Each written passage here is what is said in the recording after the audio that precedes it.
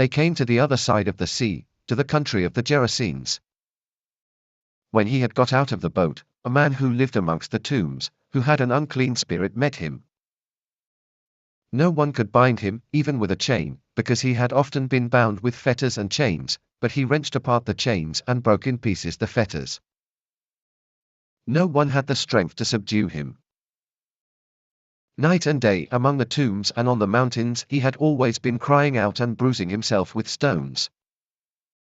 When he saw Jesus from afar, he ran and worshipped him. He cried out with a loud voice, "What have you to do with me, Jesus, Son of the Most High God? I adjure you by God, do not torment me." Jesus had said to him, "Come out of the man, you unclean spirit." Then Jesus asked him, "What is your name?" He replied, "My name is Legion, for we are many." He begged Jesus not to send them out of the country. Now a great herd of swine was feeding there on the hillside, and they begged him, "Send us to the swine. Let us enter them." So he gave them leave. And the unclean spirits came out and entered the swine. The herd, numbering about 2,000, rushed down the steep bank into the sea, and were drowned in the sea. The herdsmen fled. They reported it in the city and in the country. And people came to see what it was that had happened. They came to Jesus and saw the demoniac, the man who had had the legion, sitting there, clothed and in his right mind. They were afraid. Those who had seen it told what had happened to the demoniac and to the swine. They began to beg Jesus to depart from their neighborhood. As Jesus was getting into the boat, the man who had been possessed with demons begged him that he might be with him. But he refused, and said to him, "Go home to your friends, and tell them how much the Lord has done for you, and how he has had mercy on you." So the man went away and began to proclaim in the Decapolis how much Jesus had done for him, and everyone marveled. When Jesus had crossed again in the boat to the other side, a great crowd gathered about him. He was beside the sea. Then one of the rulers of the synagogue, Jairus by name, came and seeing him, fell at his feet. He asked him many times, saying, "My little daughter is at the point of death. Come and lay your hands on her, in order that she may be made well, and live." And he went with him.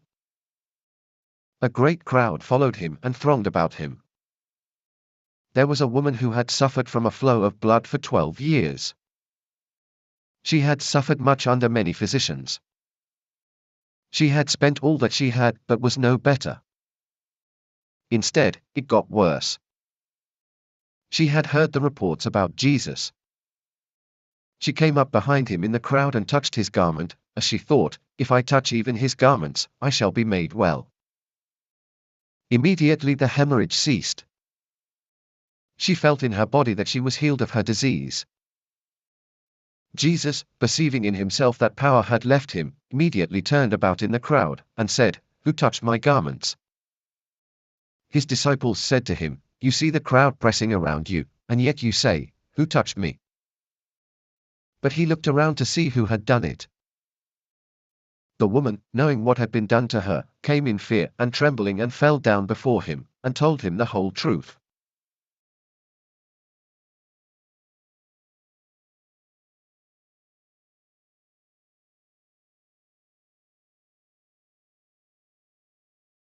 He said to her, "Daughter, your faith has made you well. Go in peace. Be healed of your disease."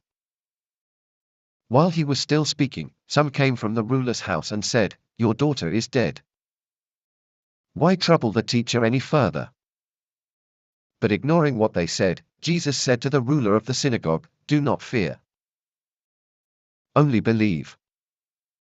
He allowed no one to follow him except Peter and James and John the brother of James. When they came to the house of the ruler of the synagogue, he saw a tumult. People were weeping and wailing loudly. When he had entered, he said to them, "Why do you make a tumult and weep? The child is not dead but sleeping." They laughed at him. But he put them all outside, except he took the child's father and mother as well as those who were with him and went in where the child was. Taking her by the hand he said to her, Talitha cumi, which means, little girl, I say to you, arise. Immediately the girl got up and walked. She was 12 years of age, and they were immediately overcome with amazement. He strictly ordered them that no one should know this and told them to give her something to eat.